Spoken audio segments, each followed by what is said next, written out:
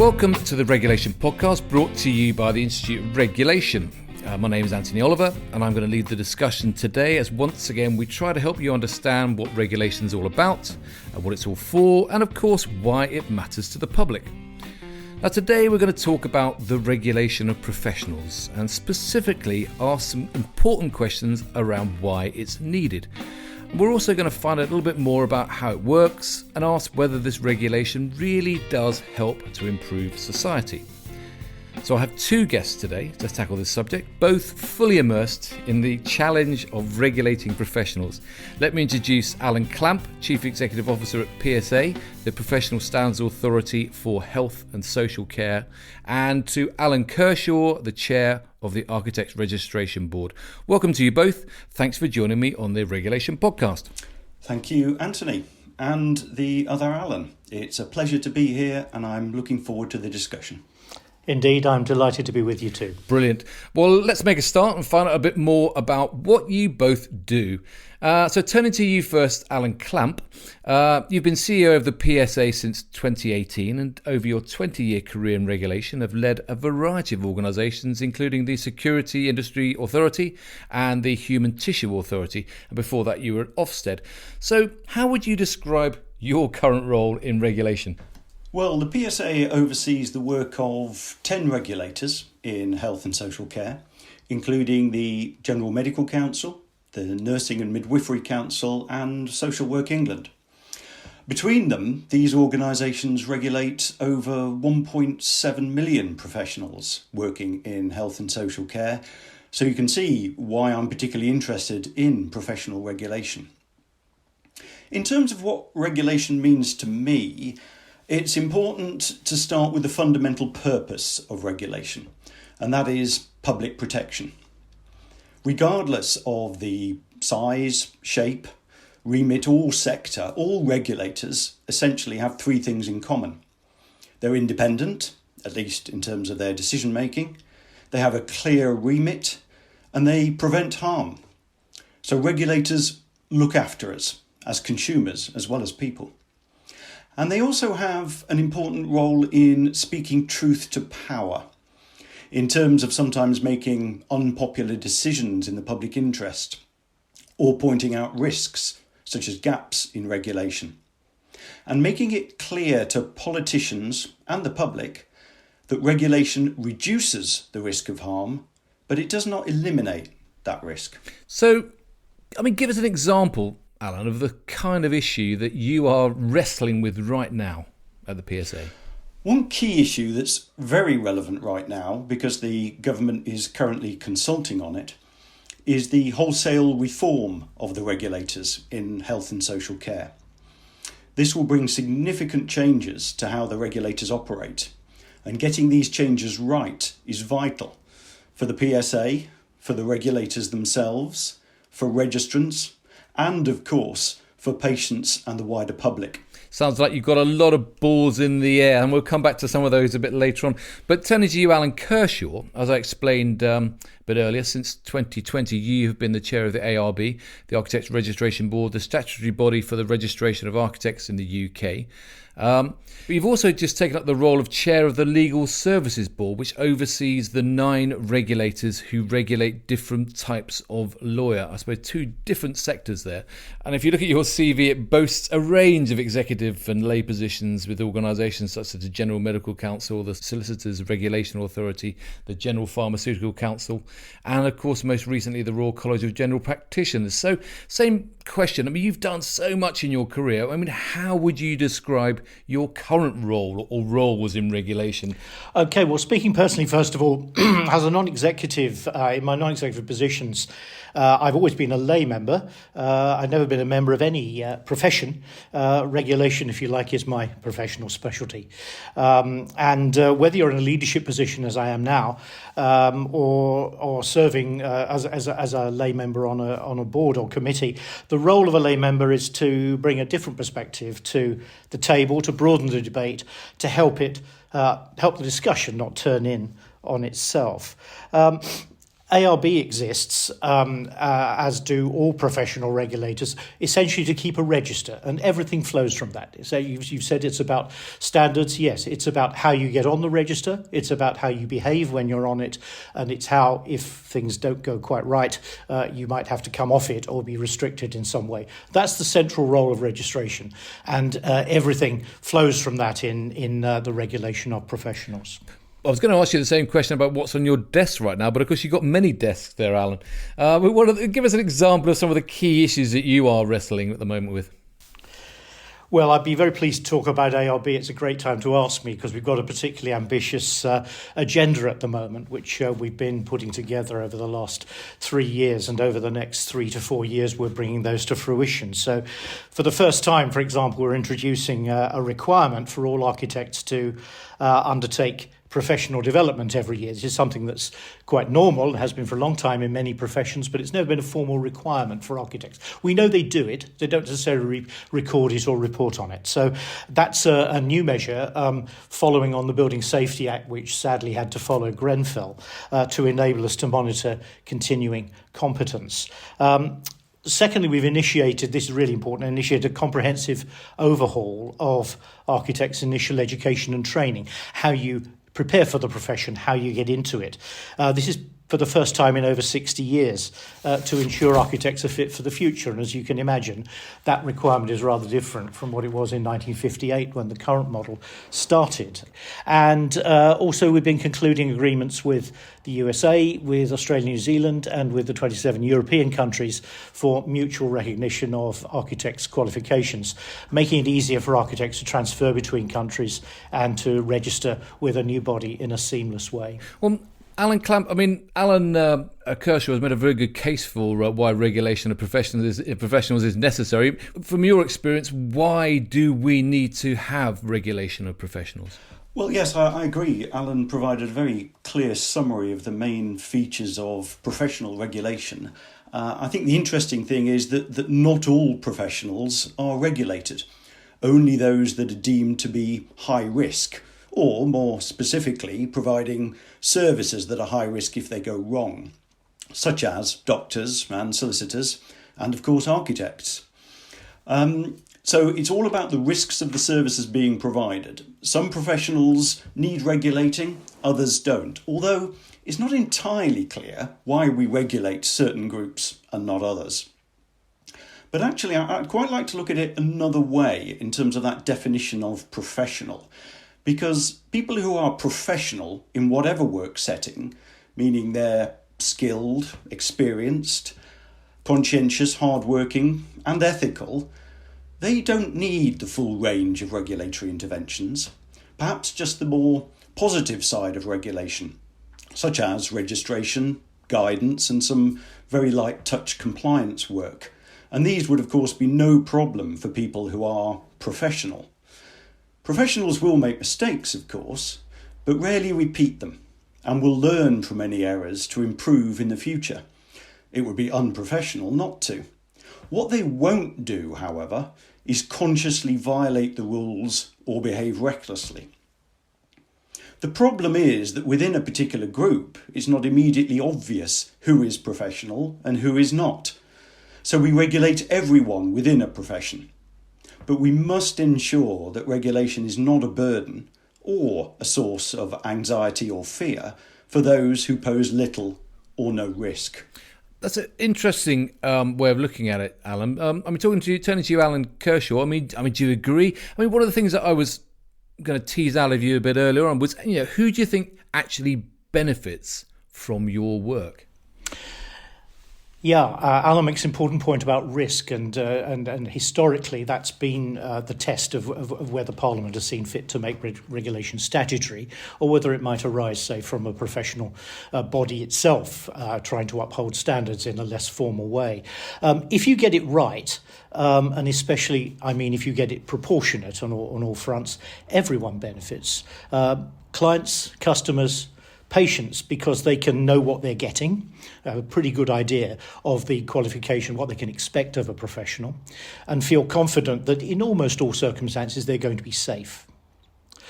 Professionals benefit because their reputation as a whole is upheld, and their fitness for the job is attested and published by the regulator for anyone to see.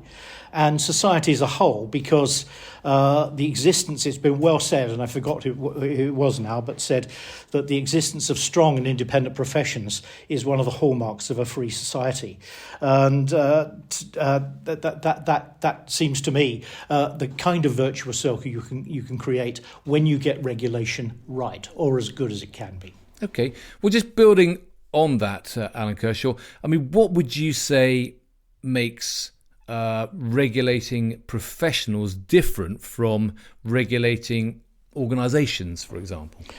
Yeah, well, some professional regulators regulate both individuals and firms, but let's take it away from that.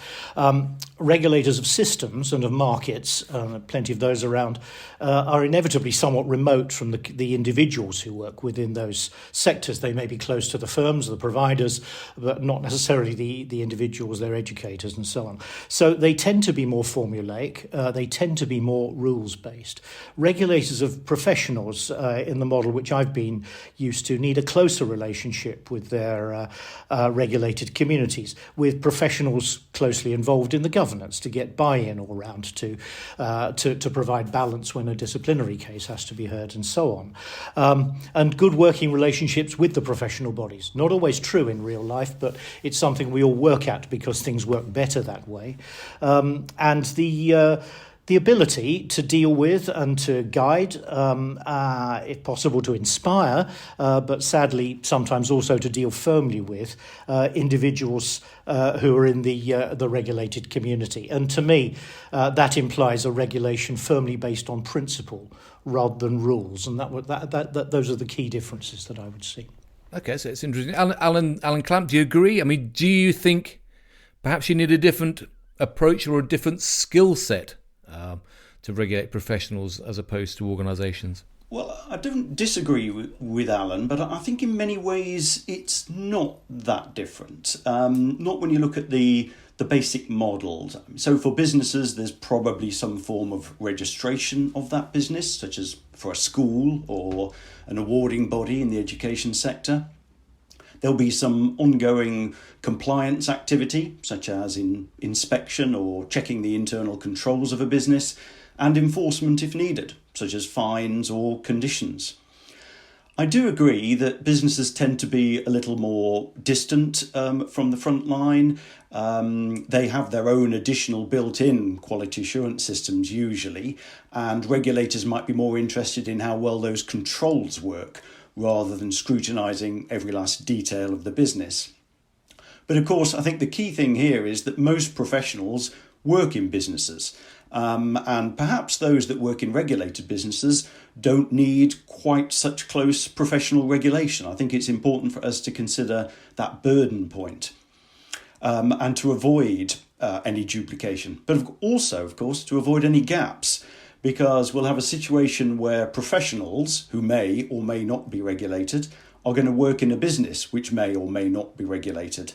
So it's a complex landscape.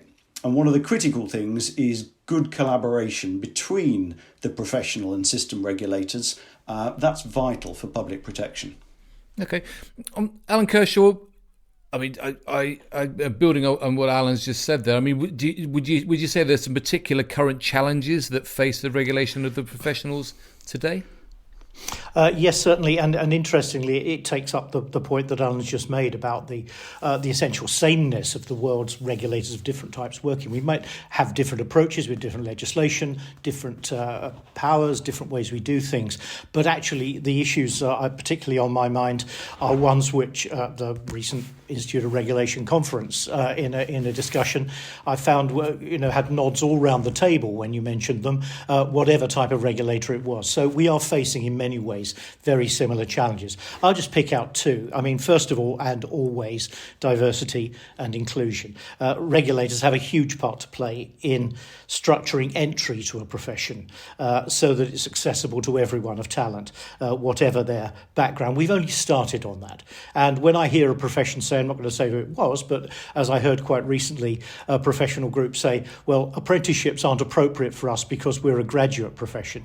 You kind of wonder where you really start in answering that, because degree apprenticeships are so common and could perfectly well be introduced in that particular professional group. But in enough of that particularly, but that's where regulators can make a real difference, not just in codes of conduct and dealing with improper prejudice and all the rest, but in actually widening access to professions and making them available to people who don't come from families where they can safely take on 5 years of debt and not necessarily have a job at the end of it. So that's one area, and I'd be surprised if any regulator weren't facing that.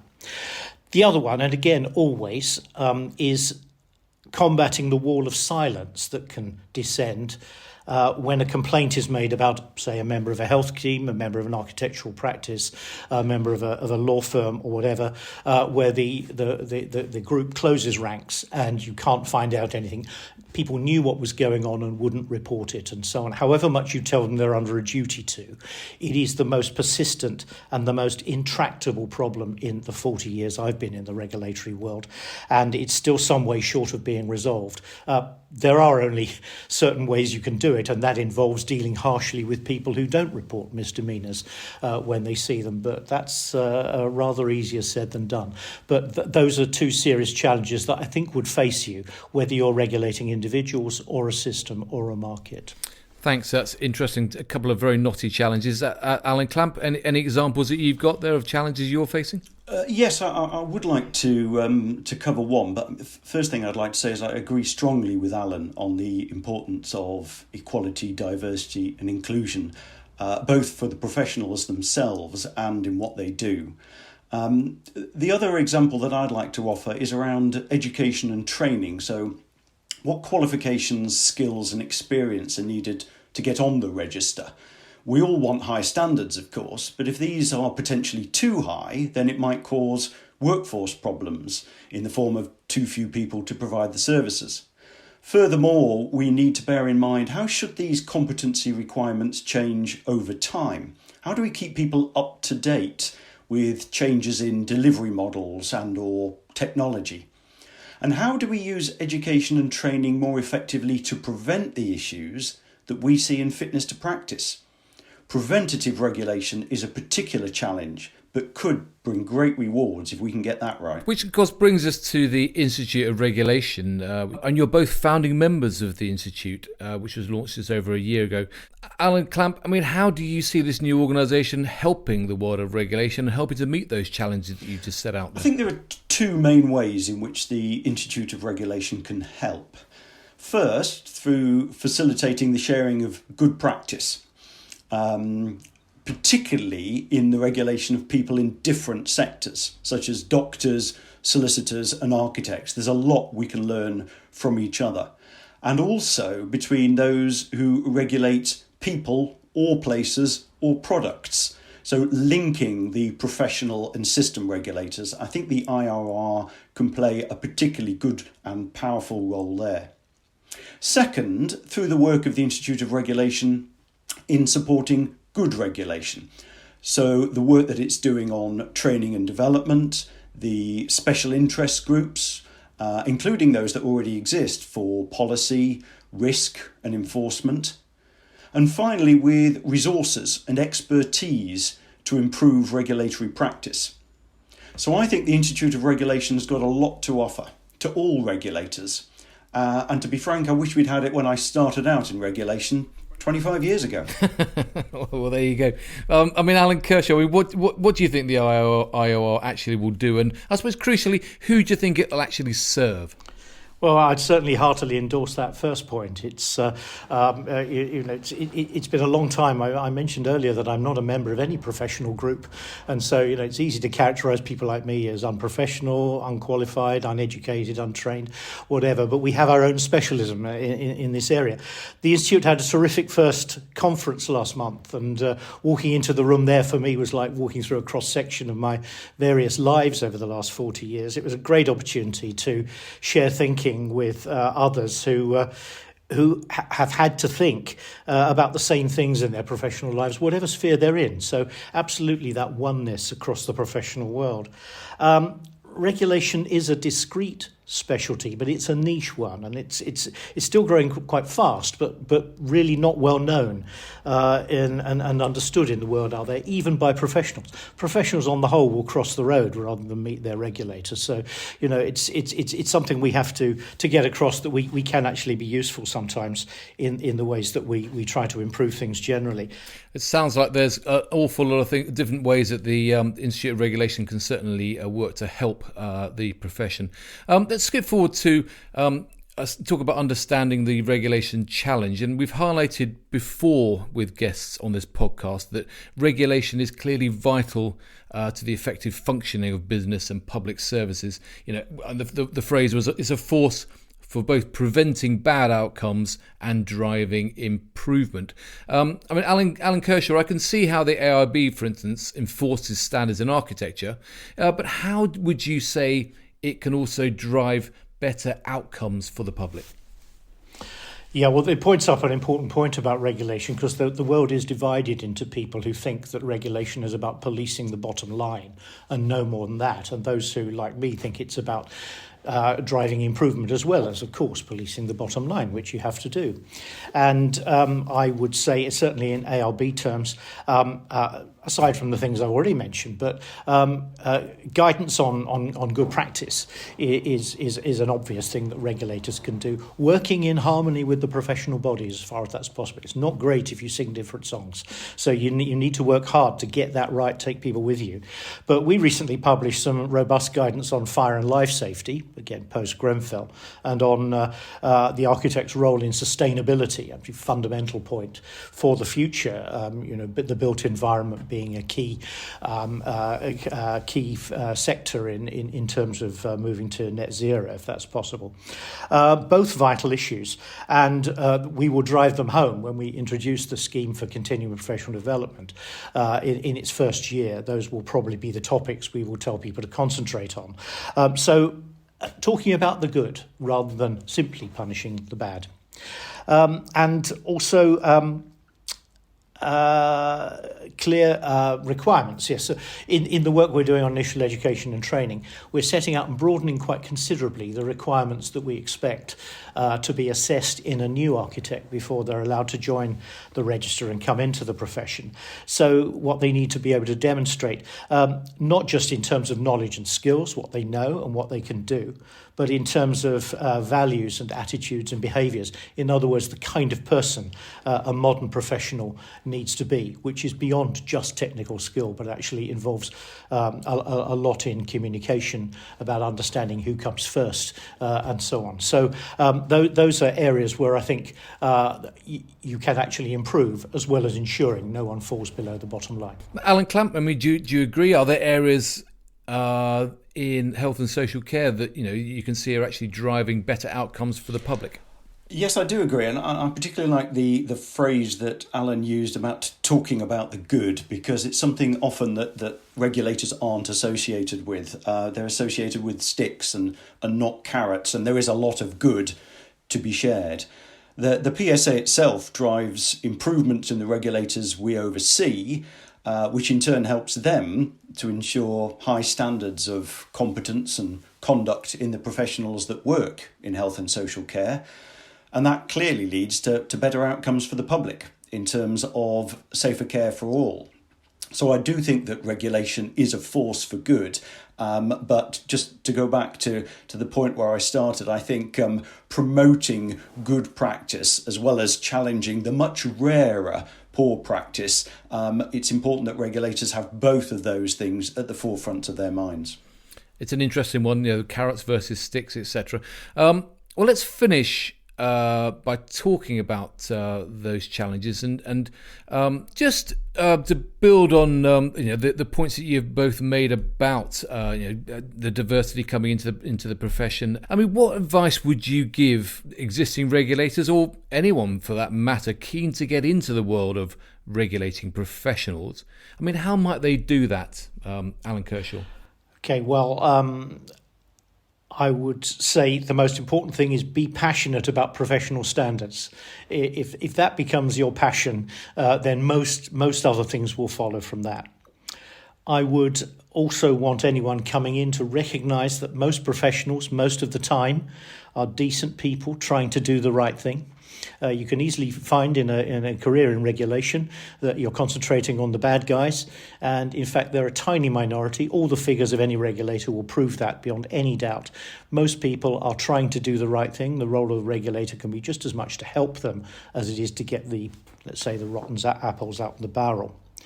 And look on professional regulation as more than administration, more than management. It's a specialty in its own right. And therefore, it is a real career that someone who comes to it with the right mindset can easily follow. Thanks a lot. Alan Clamp, what would you say? I'd agree with Alan.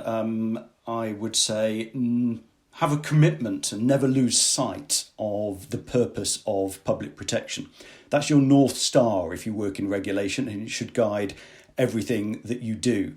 And if people are interested in working in regulation, then of course, the easy answer is find out more, look at websites, go to public council meetings. They're very common.